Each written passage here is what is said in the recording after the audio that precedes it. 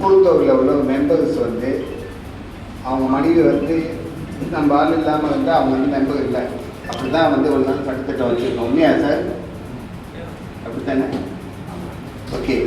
அதை வந்து கோப்ராசியில் வந்து நீங்கள் ஷேர் வாங்கலாம். கோப்ராசியில் வந்து ஹஸ்பண்ட் வாங்கிட்டாங்கன்னா மணியை வாங்கலாம். ஸோ அந்த கான்செப்டில் போயிட்டுருக்கோம். ஏன்னா இது இன்வெஸ்ட்மெண்ட் குடும்பம்.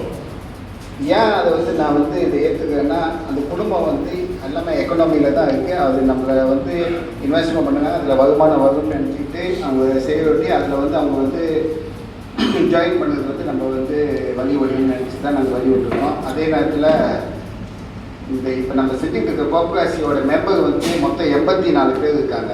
84 பேர் 625 ஷேர் வாங்கியிருக்காங்க. டோட்டல் அமௌண்ட் வந்து 3,12,000 வழி அன்றைக்கி ஏடிஎம் செய்ய ஒட்டி 3,12,000 வழிக்கு வந்து ஷேர் வாங்கியிருக்காங்க.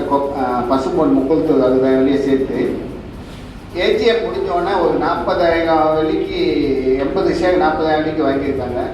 நம்ம டோட்டல் இன்வெஸ்ட்மெண்ட் வந்து 2,20,000. இது வந்து பொதுவாக வந்து ஏடிஎம்மில் தான் பேசுவோம். ஆனால் இது இருக்கிறதுல நம்ம சமுதாயம் நம்மளோட இதனால நான் வெளிப்படையாக பேசுகிறேன். என்ன எதிர்பார்க்குறேன்னா, இது வந்து நல்ல ஒரு வாய்ப்பு. நீங்கள் வந்து நீங்கள் பார்த்தீங்கன்னா ஒரு 5 வருஷமாக 10% கொடுத்து, போன வருஷம் மட்டும் ஒரு 6% கொடுத்துருந்தோம்.